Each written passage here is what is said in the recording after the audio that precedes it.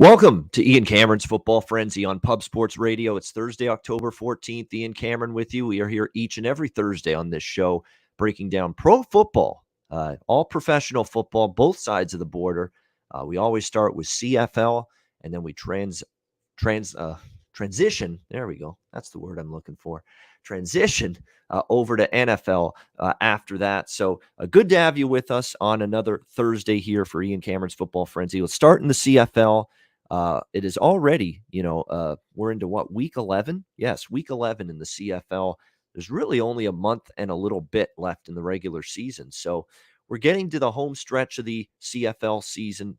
Playoff pushes on throughout the league. So a lot of important games coming up down the stretch. Let's break down the CFL slate. We have 3 games remaining this week, and we start on Friday night with the Winnipeg Blue Bombers taking on the Edmonton Elks. Winnipeg, a 14-point road favorite in this game, 42.5 being the total.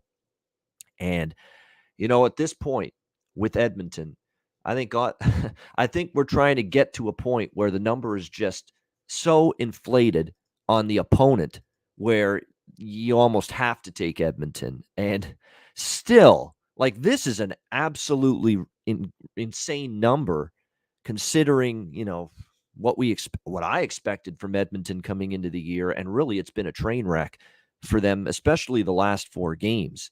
This team has lost 2 games this year to the Ottawa Red Blacks.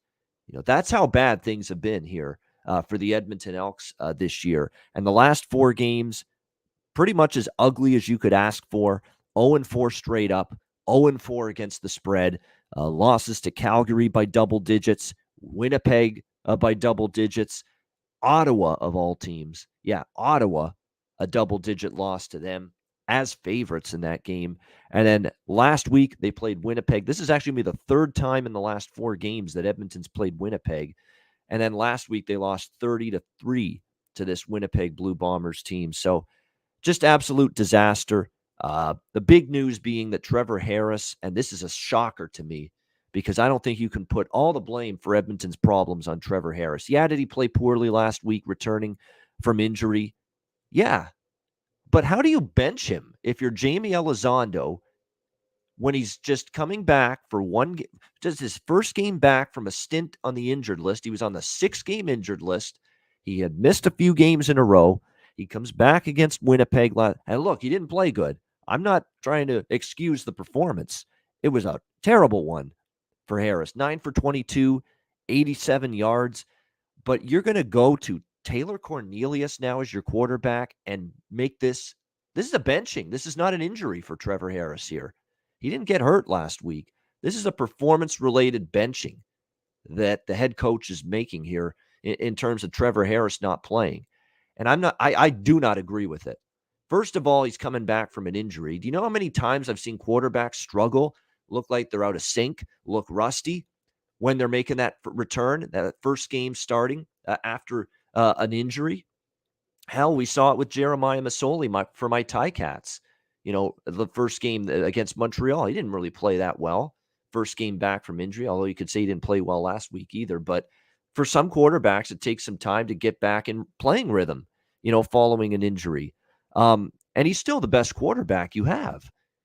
What have you seen from Taylor Cornelius that says, well, I really think we can win games with him instead of Trevor Harris? The guy has 3 touchdowns with 6 interceptions in the starting role this year. Does that sound like a good ratio to you? Does that sound like a ratio that's going to win football games at the quarterback position to you? So now you got to face, by the way, one of the best teams and defenses in the CFL, a Winnipeg team that, let's see what they've done here the last few weeks. Okay, they've given up in 4 of their last 5 games, 8 points to Saskatchewan, 9 points to Saskatchewan, 9 points to BC, 3 points to Edmonton last week.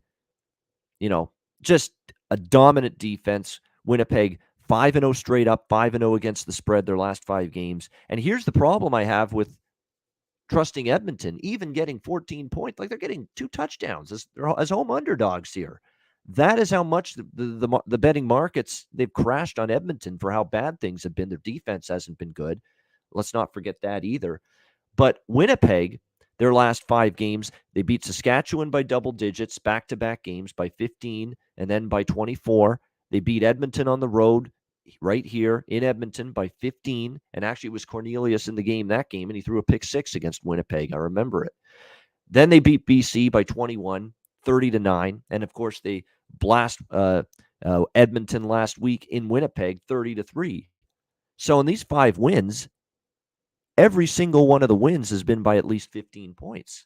So you could still see a situation where Winnipeg is just so much better than this absolutely terrible Edmonton team right now, that they wind up still covering as 14-point road favorites. This game is going to end up being a pass for me. I mean, I just don't think there is great value on Winnipeg. There has definitely been a significant power rating drop on it. They've dropped like a stone here, Edmonton, their power rating with how bad things have gone.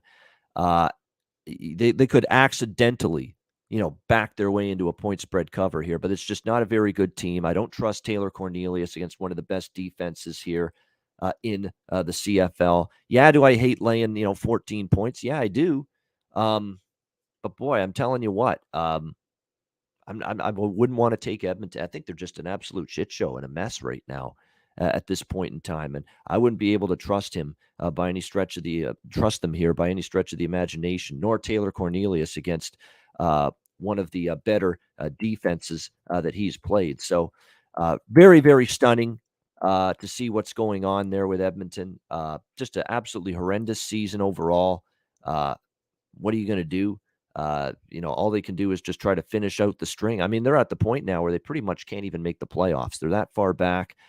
Definitely concerning moving forward for them. So definitely concerning right now with what we're seeing from Edmonton. And with Taylor Cornelius against this defense, no, I ain't trusting that. So it's a pass for me. In terms of the total in this game, like we're seeing the total around 43, 42.5. I mean, you worry if Edmonton's going to score. Like we're seeing Winnipeg give up 3 points, 8 points, and 9 points, in 3 of their last 4 games. So you don't really trust Edmonton's offense to work here, but you're also talking 42.5 with the total. So unfortunately, this is a game I don't have a strong feel side or total in this one, Winnipeg and Edmonton.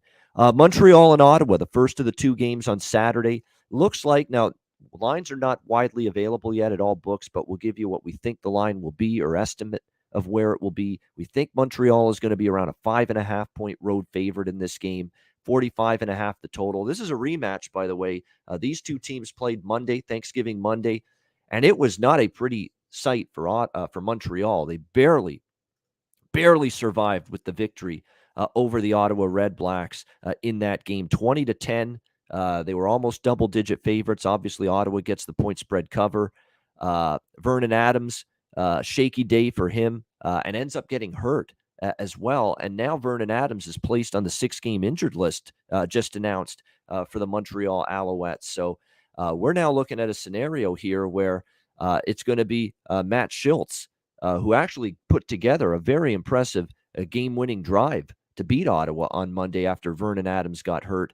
But now Vernon Adams is going to miss several starts, out a while, is what Kahari Jones, the head coach, is saying, with a left shoulder injury. So very, very unfortunate news for the Montreal Alouettes. And look, Vernon Adams has been up and down this year. I'm not going to make it sound like he's had a terrific year, but you're still going to miss him. He was your number 1 quarterback. So it's Matt Schultz time for this Montreal Alouettes team. And look, he played well on that final drive, but it's always different now when the team knows that you're going to be the quarterback, that being Ottawa. They can game plan against you.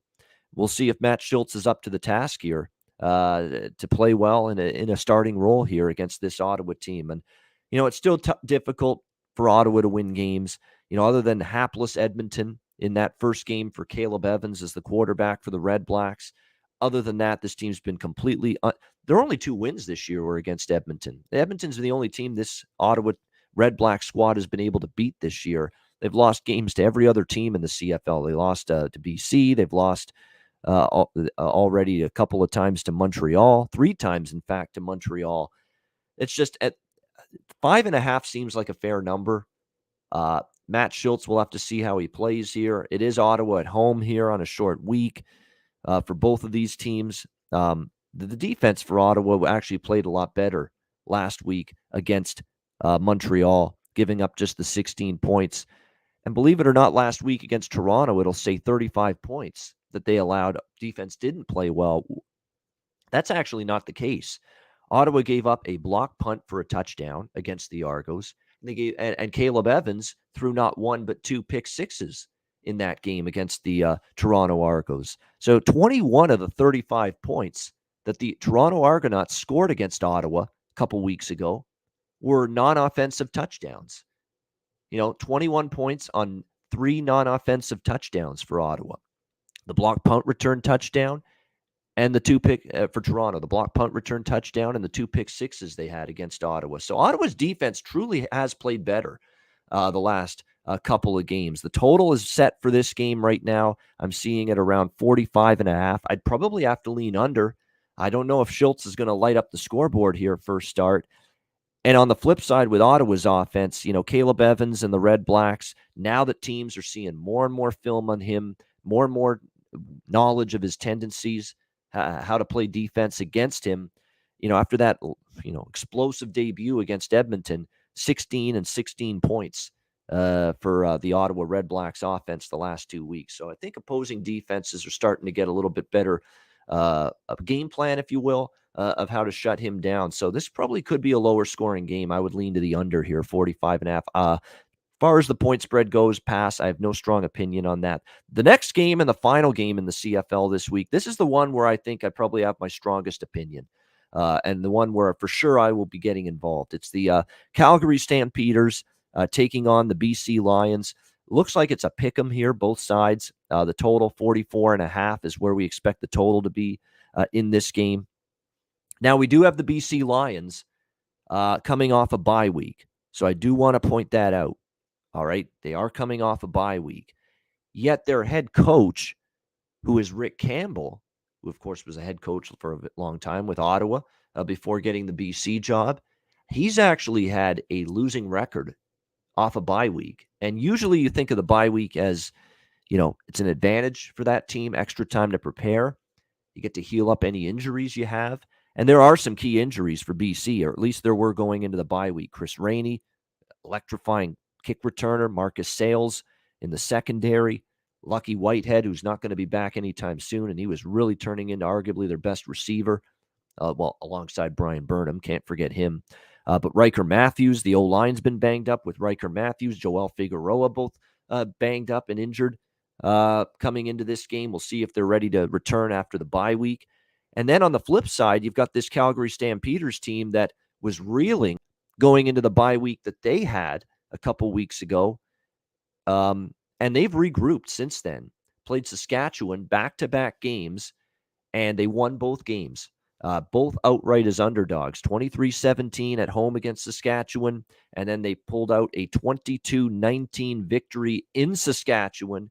And we know how tough it is to beat Saskatchewan in that venue. And Calgary was able to do that last week.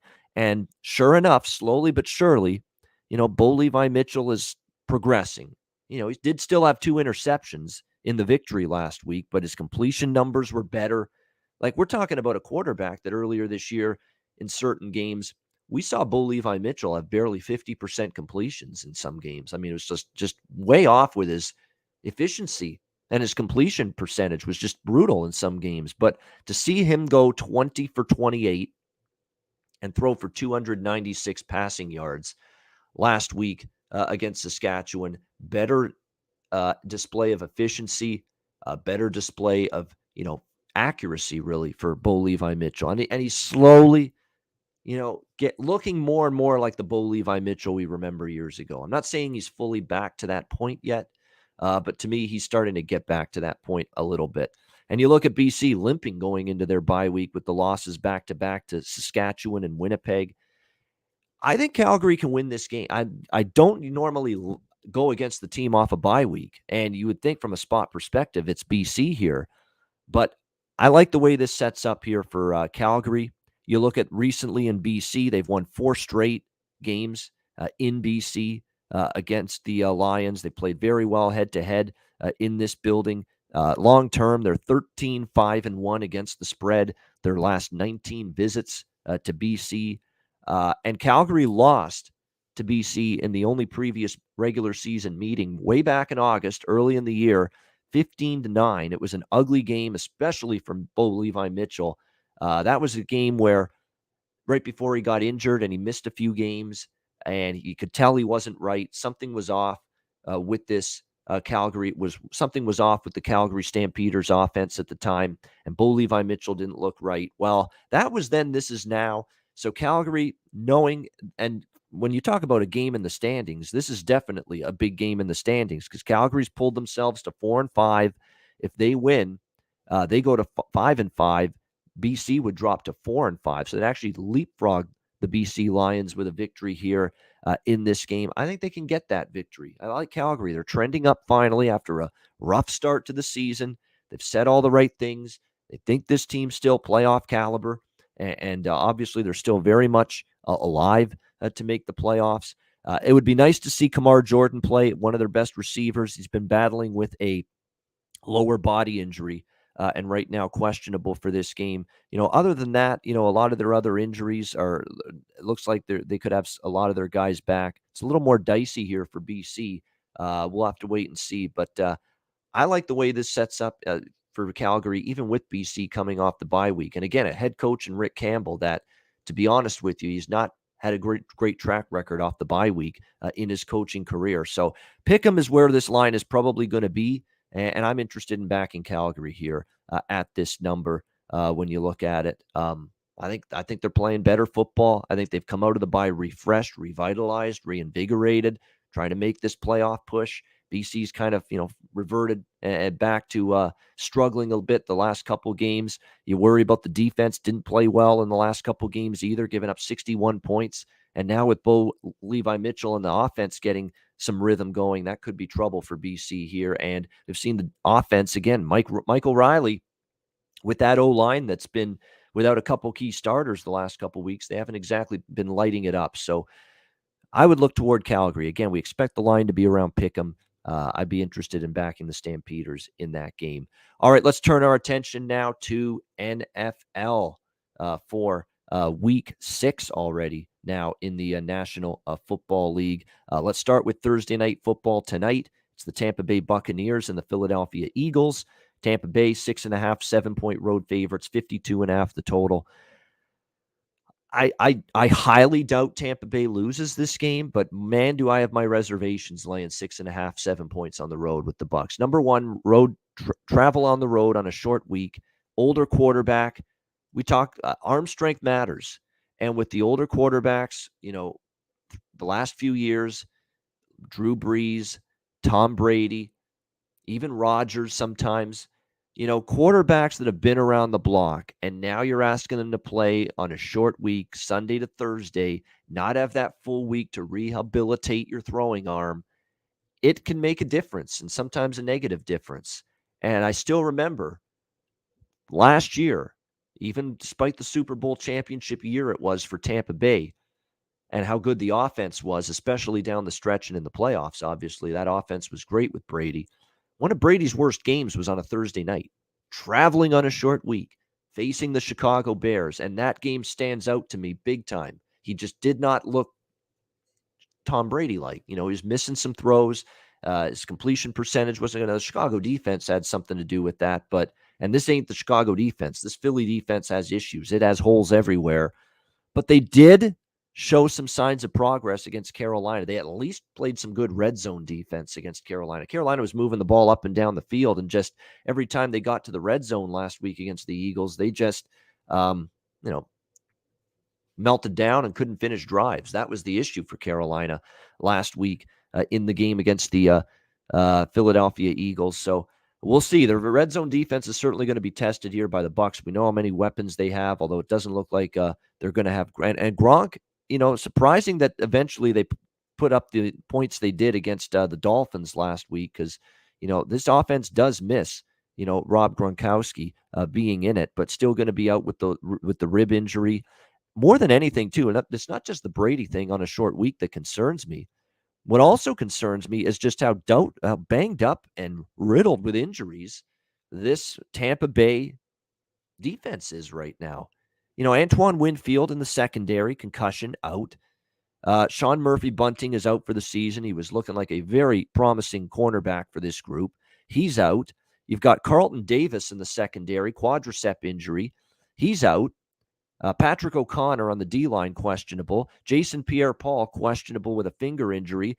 Levante David, maybe your best linebacker. He can do a bunch of different things, rush the quarterback, drop back and cut. Just a great all-around linebacker, all-purpose linebacker.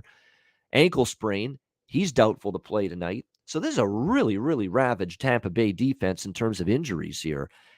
So you got Tom Brady, older quarterback, short week, knowing that he kind of struggled in this spot and in this situation last year with a defense that's riddled with injuries. It's not exactly a profile of a 7-point road favorite on a short week that I trust right here. But the problem is I've got equal amount of trouble trusting Philadelphia. I just don't think they're that great. Carolina, they beat them last week more because Carolina said, hey, we don't want it. We don't want to win this game, you guys. Here, take it. Take it. We don't want it. So it's not like that was a ringing endorsement and wow, what a performance by the Eagles winning in Carolina. No, Carolina handed them the game, gifted them the game, in my opinion, in the second half. So bottom line is I would look toward Tampa Bay and some parlays or teasers, get them down to -1. What's actually a bet that might cash tonight?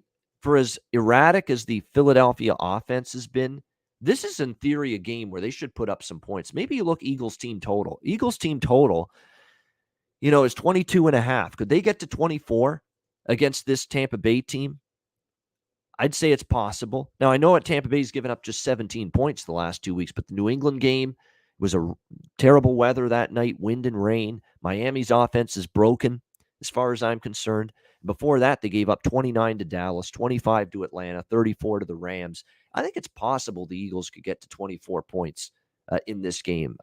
Jalen Hurts has definitely been up and down, and the offense, I mean, the scary part about an Eagles team total over is if that offense plays like they did in the first half last week against Carolina, you're not cashing any team totals with the Philadelphia Eagles in this game. But, it's a banged up Tampa Bay defense. They're at home. I remember the last time they were at home, they played Kansas City and they put a 30 spot on the board against the Kansas City Chiefs. The Eagles team total might get there in this one. But if you're going to back Philadelphia, I'd take a chance on the team total because I honestly don't know if their defense is good enough to slow down Brady. It was better last week, but again, Carolina was moving the ball up and down all game. And every time they got in Philadelphia territory, it's a penalty, it's a sack, they just screwed up. The turnover would happen. It's not really a product of Philly's defense stepping up and stopping Carolina as much as it was Carolina stopping themselves, on offense last week. So definitely when I look at it here, Philadelphia team, I'm all over the board with this game. I think Tampa Bay and some parlays and teasers, Philly team total over could get there. I do think the game could go over for the full game, 52.5, even with my concerns for Brady on a short week. Because to me, Brady was playing against a better Chicago defense last year than this defense he's facing tonight. So we'll lean a bunch of different ways. Eagles team total over, but Tampa Bay finds a way to win the game and full game over. So I'm kind of all over the map. It's basically a game I don't have a strong feel on, but I'll throw out those three. Tampa Bay wins a close game. I could see 27, 28, 24, 30 to 24 for Tampa Bay. That perfect kind of final score. Philly goes over their team total if that's the final score. Tampa wins the game and the full game goes over the total. I think 30 to 24 Tampa Bay. I think that is actually a reasonable possibility. A positive expectation final score, in my opinion, 30 to 24, something like that for Tampa Bay. I worry about the Bucs defense flat out tonight. They are ridiculously injured, ridiculously shorthanded. It's amazing how many key cogs are going to be off that defense tonight. And it's a defense that we've seen struggle at times this year. So to me, the Eagles could get over that 22.5 here. 30-24, 31-24. Yeah, Hoops 590 has it right in the chat. Then everybody's happy. Tampa wins, which I think, but I don't want to lay the 7. That's why I've got him in a teasers and parlays. I'll probably look a little at Philly over 22.5 team total, and then that 52.5. I think that could still get there as well. All right, let's go to games that we have stronger opinions on. The Sunday NFL card, we've got Miami and Jacksonville. Miami 3.5 point favorites, 47 the total. Note this game is at Tottenham Hotspur Stadium, London, England. This is another of those London series of games, 9:30 a.m. Eastern kickoff on Sunday. I'm going to go on a limb here and say Jacksonville wins their first game because I think I trust Jacksonville a little bit more than Miami right now. Miami's just horrible. I mean, this is now 2 weeks in a row where they've looked inept. And, Jacksonville is still, at least they're sounding like they really want to get a win here. And the quotes are at least positive here. Whereas you're seeing guys like, Jacoby Brissett, uh, you know, Xavier Howard, who, by the way, is banged up now, questionable. And that's another thing. The injuries are mounting for Miami, especially on defense. Uh, you've got Xavier Howard questionable due to injury. On offense, Devontae Parker didn't play last week at wide receiver. He may not go this week for Miami. And Jacksonville is at least saying, hey, they actually outgained Tennessee on a yards per play basis. That's another thing. That was a misleading final score last week, 37-19 against Tennessee. Tennessee did deserve to win the game, but like Jacksonville had, Trevor Lawrence had 273 yards through the air. James Robinson had 149 yards rushing on the ground on just 18 carries. Like, they had success moving the football here last week against Tennessee. But guess what got them in the end? Mistakes, penalties were an issue. Red zone efficiency was a little bit of a problem. And again, one interception, and they were -2 in the turnover margin last week. And that really sunk their chances. But look at the box score, 256 to 184 in passing yards. They outrushed Tennessee. They outgained Tennessee for the total yards per game. They outgained Tennessee on a yards per play basis. They had one first down more than Tennessee last week in the game. That was not that it says 37-19. That was not a blowout. That was a closer game than the final score would indicate. And when you see Jacoby Brissett said something that struck me. He says, yeah, things aren't going well right now, but we got lots of football to go, long season ahead. We just keep going. I don't want to hear that. I hate those quotes. We've got a long season ahead. You should be wanting to say we want to get this thing turned around immediately. Let's get better. Let's put an end to this. I don't see urgency. That's not a sense of urgency statement to me when you say something like that. Oh, but there's a full long season ahead. We'll be fine. A lot of football ahead of us. No, I don't want to hear stuff like that. That's a negative quote from Miami, in my opinion. And look, these are two teams that are just reeling right now. Miami's 1-4. They've been a thorough disappointment. Jacksonville 0-5 straight up. They do at least have 1 point spread cover, especially if you can get 3.5. And there are still some 3.5s out there. Jacksonville's the side for me. I can't lay points in a neutral field with this Miami team at this point. I can't do it. They're just that bad. The offense is broken. They could be without Xavier Howard. They could be without Devontae Parker at receiver again. A lot of issues, lots of problems for this Miami team. The total's gone up. And look, we saw an over in Tottenham Hotspur Stadium last week. Can Miami score enough? Well, Jacksonville's defense hasn't been shutting you down. Jacksonville should be able to put up points because Miami, we can toss them in the garbage with the Washington football team in terms of teams that we thought would have a good defense this year. And it's proven, and it's turning out that they don't have a very good defense this year. So I understand why the total's gone up. I don't know if I'd get involved with it now at 47, but yeah, I definitely am interested. It's not going to be best bet material, but some kind of bet on Jacksonville at this number. All right, the rest of the games here, the next set of games are 1 p.m. Eastern on Sunday. Houston, Indianapolis. Indy, 10-point home favorites, 43 the total. Dare I say it, I lean Houston here in this game. It's been a weird season for the Texans. They've had some ugly, of course, they had the win in the opening week against Jacksonville. They get embarrassed by Buffalo, which is not a shame because of how good Buffalo's been. They lose by 15 to Carolina in Davis Mills' first start. But let's give the Texans credit. They outgained New England. They outgained them also on a yards per play basis, despite losing 25-22. They did get a wire-to-wire point spread cover, though, in that game. It is worth mentioning that. Davis Mills improved. I was impressed, believe it or not. For the first time in my life, I could say I was actually impressed by Davis Mills at quarterback here for the Houston Texans. Made some plays down the field, and I was impressed by that. Sue me. I mean, I was actually impressed by Davis Mills. I never thought I'd say that, but he had a solid game for the Texans. 312 yards passing, 3 touchdowns. The thing I like the most is clean football. No interceptions against the Patriots last week, and that had been an issue for Davis Mills before that. Too many turnover issues. So we'll see if he can carry this over here, that good performance to Indy. And the reason I like Houston a little bit plus 10 is I don't trust this Indy team after what went down Monday night against Baltimore. Obviously Indy's not as good as Baltimore, but I don't care what team you have. When you've got the kind of lead the Colts had in the second half Monday night against the Ravens, you've got to find a way to pull that game to the win column. And they did not do that. It was a terrible fourth quarter for Indy. Defense melted down. They give up not one, but two Mark Andrews touchdowns with the 2-point conversion after them to see a 25-9 lead, which was the score at the beginning of the fourth quarter, dissipate and turn into a tie game at 25. And then once the Ravens tied the game in the final minute of the fourth quarter, you knew it was game over. You knew all the momentum was on Baltimore's side. And sure enough, Baltimore does win in overtime. They get the Hollywood Brown touchdown from Lamar and a 31-25 win for Baltimore. Just a brutal loss for Indianapolis.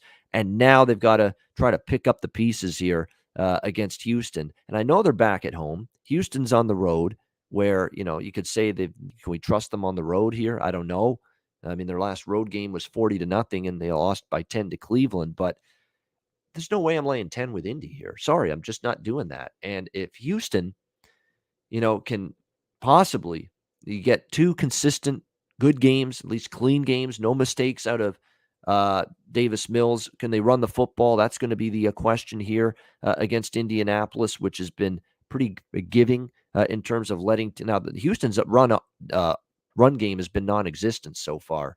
But I would like to think they could get something going on the ground here against this Colts team and at the same time take some pressure off Davis Mills. So we'll see if that leads to some better success here for Phillip Lindsay, David Johnson, Mark Ingram. It's kind of running back by committee right now for the Houston Texans. So going to be interesting to see how this one plays out. But I'm not laying 10 with Indy. I'll tell you that. It is a Texans or pass kind of game for me on Sunday with the Texans and the Colts. I don't believe, someone asking in the chat, I don't believe Tyrod Taylor's ready to come back yet. He's still on IR. And yes, he said, David Culley, that he's not ready. Week to week, it will be Davis Mills once again at quarterback here for Houston. Green Bay, Chicago. Green Bay 5-point road favorites, 44.5 the total. So I can take the Chicago win against Las Vegas one of two ways. One is great performance, maybe a sign that maybe Chicago with they're 3-2 now. You can say their wins were against, Las Vegas, Detroit, and Cincinnati. Cincinnati's played well, and that was the only loss, or actually 2 losses because they lost to Green Bay last week. But, it's how good is Chicago? I still don't know, because let's not forget the circumstances surrounding the Raiders last week. A team that had the John Gruden nonsense and circus, just completely clouding that team. It seemed like it was distracting them.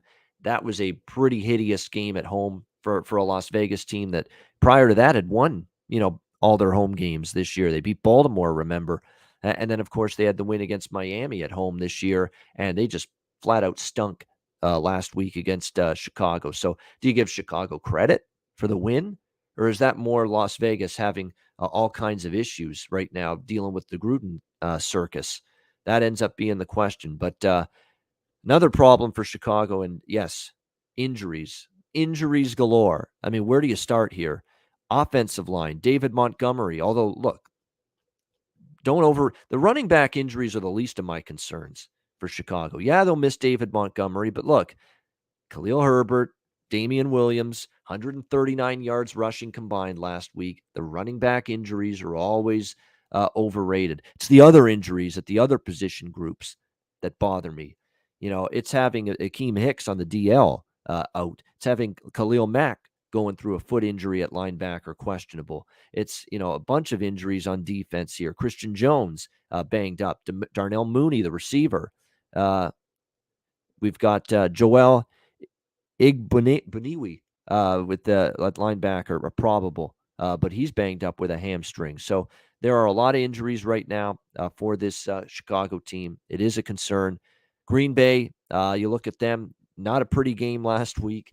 A case of the yips for Mason Crosby. But look, he missed a bunch of field goals, but he made the one that mattered, right? Finally made one at the end, and it was a long distance field goal to give the Packers the win, 25-22 in overtime. They've now won 4 in a row, and they've covered the closing number in all 4 games as well. 4-0 against the spread for the Green Bay Packers as well, their last 4 games since that, obviously what looks like more and more of an anomaly now, that 38-3 loss to begin the season against New Orleans.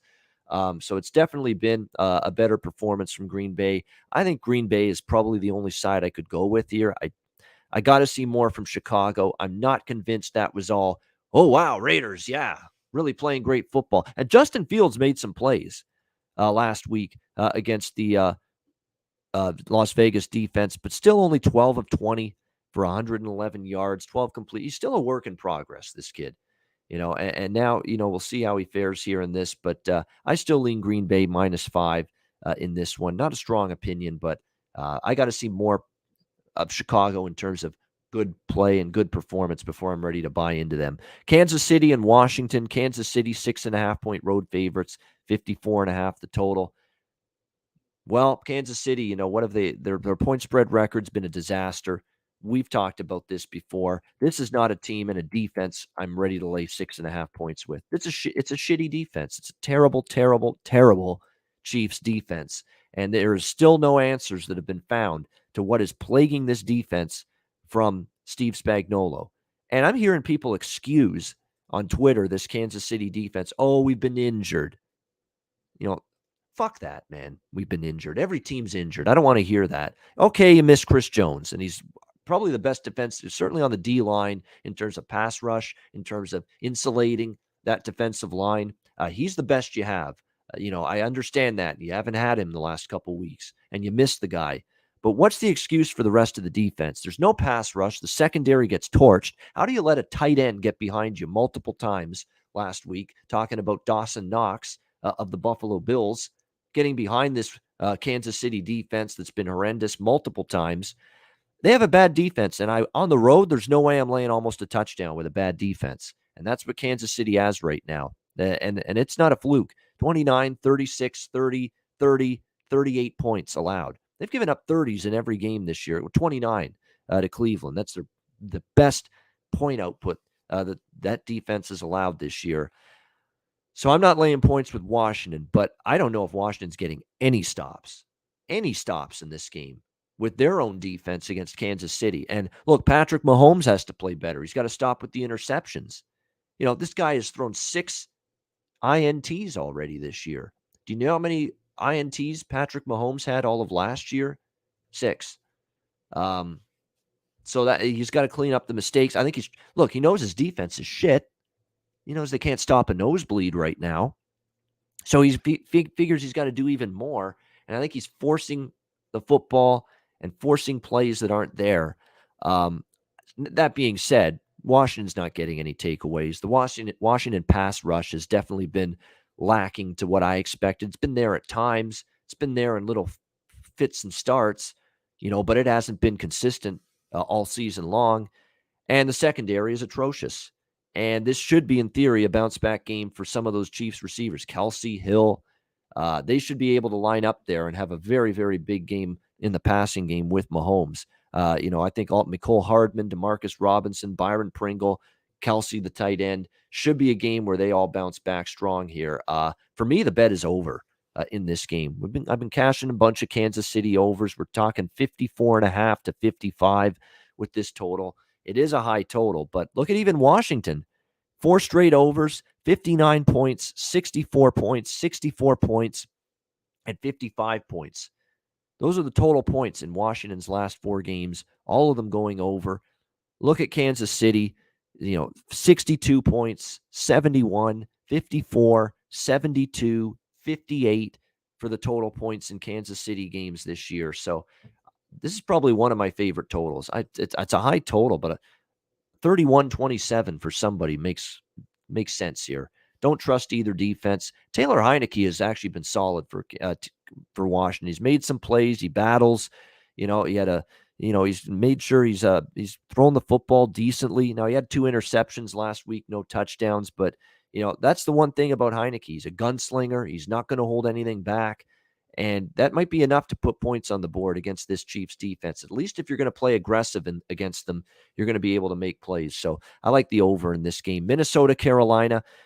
Minnesota 1-point road favorites, 46 the total in this game. Lean Carolina. I know people, look, it's funny. People are souring on Carolina. Obviously 3-0 against a pretty weak slate of offenses to begin the year, and we've seen them kind of regress. 2 losses in a row to Dallas and Philly. But there's no way I'm ready to lay points on the road with Minnesota against a defense that, look, Minnesota's offense now, that's a couple weeks in a row. It hasn't looked good. Cleveland shut him down completely. I don't know what that was from Kirk Cousins and the Vikings offense against Detroit last week, but they were terrible. They're very fortunate they escaped with that win. It's Carolina. In fact, I'm just going to wait. Maybe I can get 2.5, even +3 with Carolina by kickoff if this line continues to climb up here. But I'm not laying points on the road with Minnesota. There's no way, no how that I am doing that. Not a chance am I doing that with this team at the moment. And look, people complaining about Dalvin Cook, being banged up, but look, they were able to run the football at Madison against Seattle, but obviously not quite as well last time out. When I look at this game, it's Carolina or pass. We'll see where the number goes, and I'll just wait and see if I can get the best number possible on the Panthers. LA Chargers, Baltimore. Baltimore 2.5-point home favorites, 52 the total in this game. Total's been hammered up, and Baltimore's got defensive issues, including some injuries that we know the Chargers do as well. And we saw, look, matchup-wise, how does Baltimore want to move the football on offense? Run. The run game. The ground game is how they want to do it. Well, the Chargers will oblige. The Chargers on defense giving up 157 rushing yards per game and a 5.6 yards per carry clip. That's not good.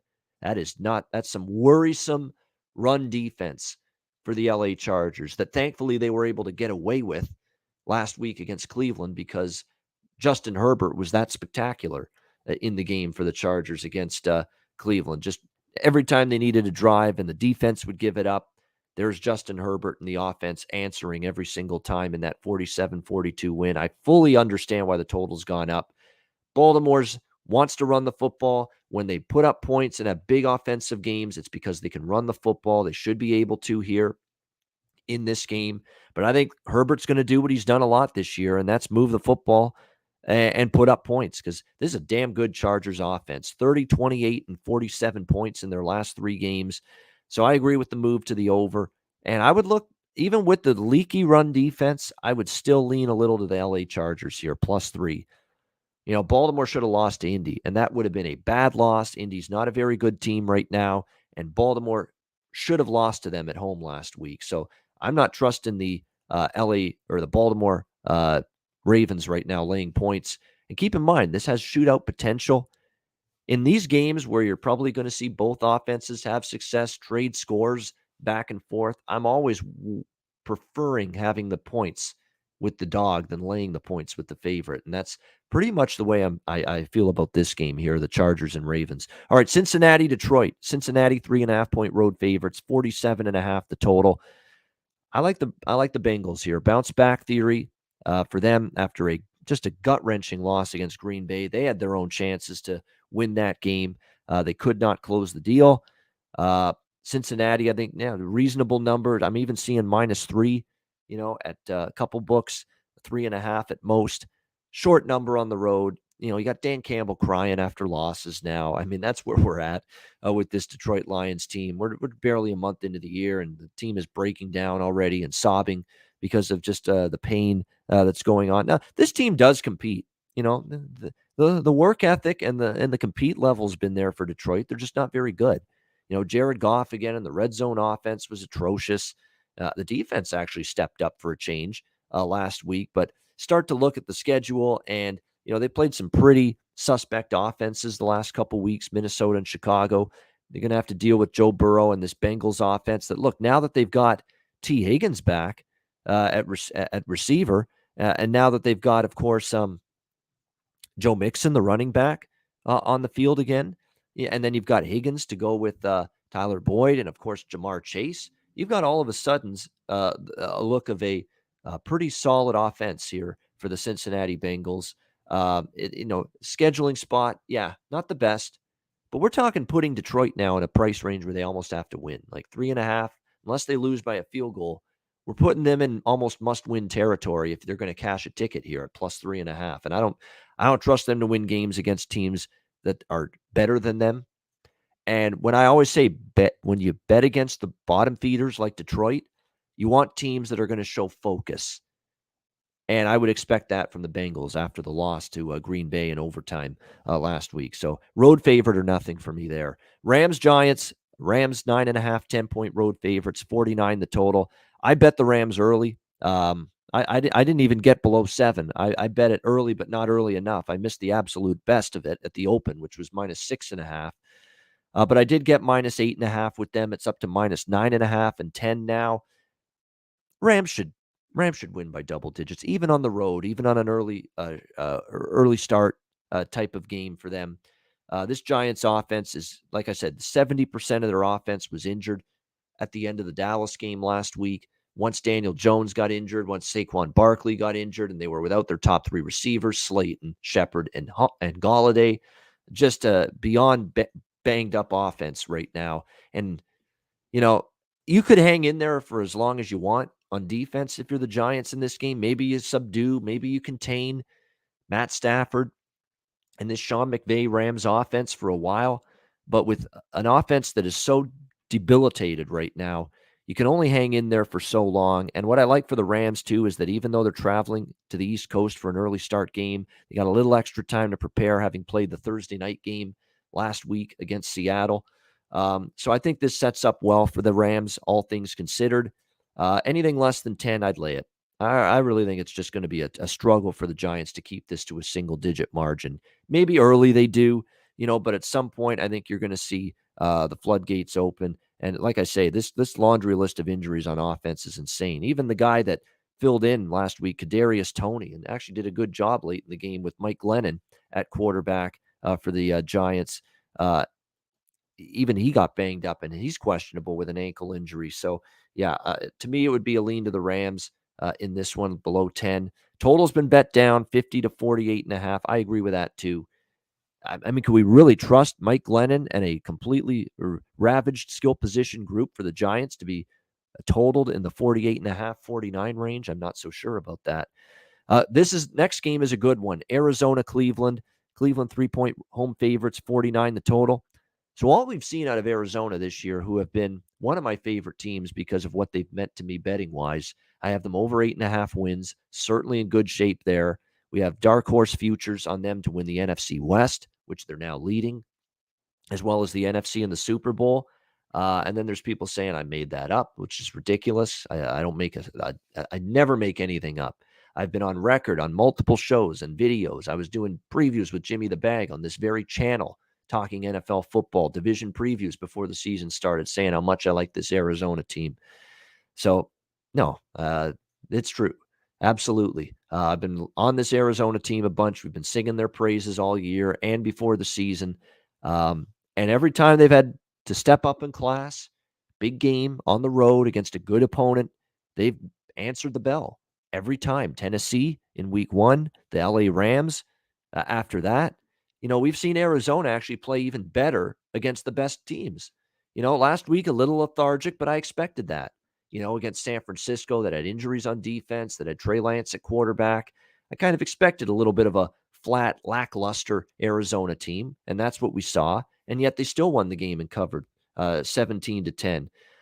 So, again, Arizona has stepped up at every turn this year. And look, for me, I like the Cleveland Browns as well this year. They're a team, I've got them over their win total, and I like them to win the AFC North. I've also got futures on the Browns. But the Browns are ravaged on defense. Like, who is going to suit up in the secondary for Cleveland here? Are we going to get a healthy Denzel Ward and company in that secondary. If we don't, that is a nightmare against Arizona with DeAndre Hopkins, although he's been downgraded to doubtful in this game, which is a big loss for Arizona. But you've still got more than enough weapons, going into this game with that receiving core. And when you look at it again for Cleveland, what's the status of that secondary going into this game with Ward and company? Are they going to suit up? They've also got, of course, Treader, the center along the offensive line, banged up going into this game. Miles Garrett, I should say, a questionable lower body injury. I think he might end up playing, but keep an eye on that. Jedrick Wills, another key cog on the O-line that's banged up. Jadeveon Clowney, we mentioned Denzel Ward, question. Just so many injuries, O-line and on defense for Cleveland that I would only look Arizona here in this game at +3. So, and they've stepped up every time they've played a good team. So I lean Arizona. Las Vegas, Denver. We've got Denver, 3.5-point home favorites, 44 the total in this game. So I already bet Denver -3 early in the week. It's 3.5 now. But I bet it after the Las Vegas Chicago game when I saw wait, something's not right. Raiders, this John Gruden thing is distracting them. It's a ripple effect with the team. But then they announced that John Gruden resigned later in the day, and now I'm wondering if maybe Las Vegas, team camaraderie, they bond now, they come together, they put it behind them, and they start playing good football again. I'm still going to have to see it on the road against a good defense from Derek Carr. Because once again, Derek Carr had one of those games that he sometimes has last week, just off, out of sync, not very good on offense last week. And now you got to play a Denver team that I think is in bounce back mode after losing to Pittsburgh last week. Teddy Bridgewater, I think maybe the first game after the injury maybe wasn't at his best. I expect him to be better here. Even with Las Vegas now, maybe they rally around the interim coach. They put that behind them. They still have a winning record, lots to play for. But I'm not trusting them to go into Denver and win this game. Not at all. I would look here at Denver -3.5. I'm going to stand pat with that Broncos opinion in my mind. A lean under as well. I think it'll probably be a lower scoring game. Dallas, New England. We've got Dallas 3.5-point road favorites, 51 the total in this game. I already bet the total early in the week. Dallas is just, for me, you bet them over, and you bet it early in the week because you know the number is going to go up. And I think you're going to see Dallas do what they've done. Move the football with a very explosive and balanced offense. I'm impressed with the balance. I really am in the offense. They're running it well with Pollard and Zeke. The receiving core is terrific. Dak Prescott is playing with extreme confidence and precision as well at this point in time. And New England's defense, which I like, but man, when you're giving up 300 passing yards to Davis Mills, I don't care flat spot or not, coming off the Tom Brady Bowl the week before against Tampa Bay, flat spot or not, if you're giving up 300 plus passing yards to Davis Mills, you better believe that worries me against Dak Prescott right now in this Cowboys team. So rather than a side, I mean, Dallas took the early money. It opened 1. They're 3.5, 4. It seems like a massive public side. New England's going to play better than they did last week against Houston. Let's not forget New England was home dogs against Tom Brady and the Bucs. They covered. I wouldn't be rushing to lay 4 on the road with Dallas, although I know it's tricky to go against them with how impressive they've looked on offense especially. But I think the total is the strongest bet for me here. I got it at 49. It's 50.5 right now. I think there's still a value there. And I think Mac Jones can move the ball here too. I think he will. Dallas's defense is improved, but they're never really truly going to shut a team down for 4 quarters. So I think New England at home can put up some points with Mac Jones and company. So I think the game ends up over the total, Dallas, New England on Sunday. Sunday night football, Seattle, Pittsburgh. Pittsburgh 5-point home favorites, 42.5 the total in this game. Obviously, we know it's 5-point favors. Actually, before the look-ahead line before last week, the Seattle Ram game was Seattle 2.5-point road favorites, and now we're seeing Pittsburgh. And obviously, it's a reaction to Russell Wilson being out and Geno Smith now having to take over at quarterback. I don't know if I want to lay 5 with Pittsburgh. Obviously, they got right last week, a game they had to have at 1-3, playing at home against Pittsburgh, and the Steelers had one of their better games Solid game on the ground for Najee Harris. It was one of Ben Roethlisberger's better games throwing the football. He actually looked competent throwing the ball and even took some shots down the field and connected on a couple of them as well. But I'm not sure I'm ready to lay 5 with Pittsburgh. It is extra time to prepare for Seattle. They played Thursday night last week. Give Geno Smith more practice time. And Geno Smith looked good in one drive against the Rams. And then he threw an interception and ended the game in the next drive. And that's Geno Smith, and that's what we've seen over the last decade from him. That can look good at times and then just have that mind-numbing mistake right around the corner. And that's the tricky part. I think the game could stay under, but again, the total open 48. It's 42.5. What an adjustment that's been made on the under, but I think it could get there. I know Seattle's defense, I've not been impressed by it, but I think this is a more manageable matchup. Pittsburgh's offense still is a more of a move the chains, intermediate short passing game offense. So I would lean under.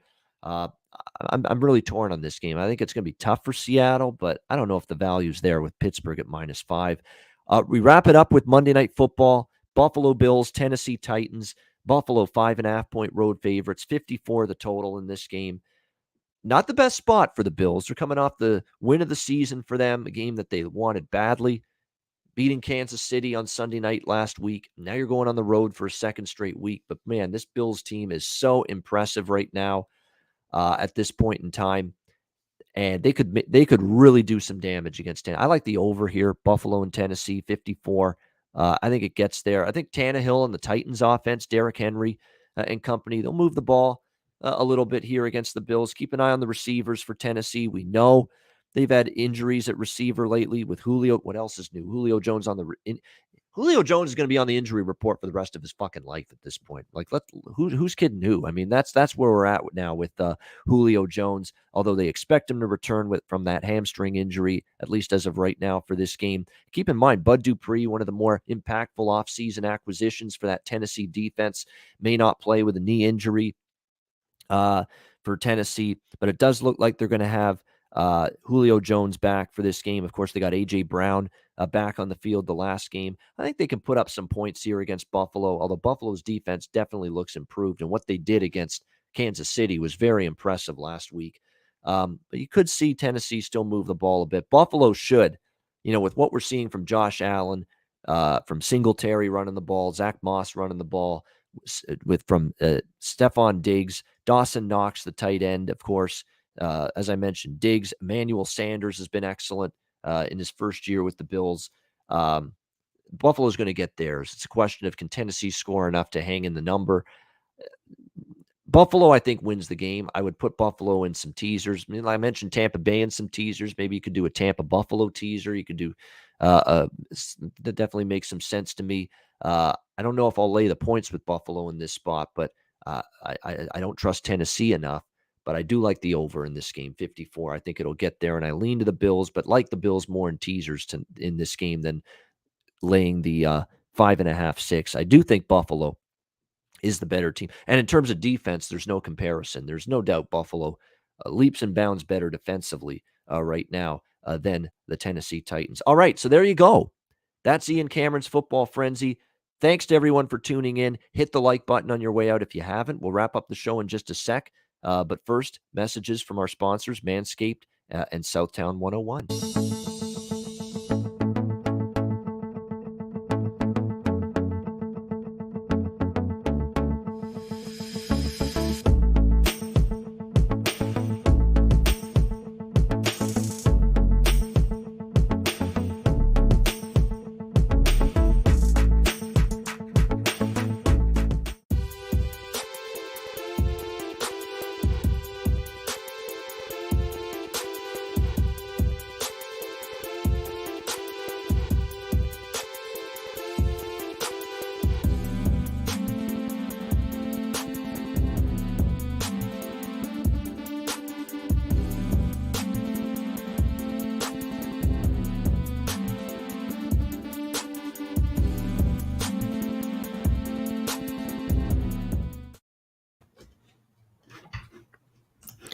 All right. Oh, sorry. I'm asleep at the wheel there. Southtown 101, San Antonio, Texas. Make sure you stop in. Great food, drinks, live music, DJs, karaoke.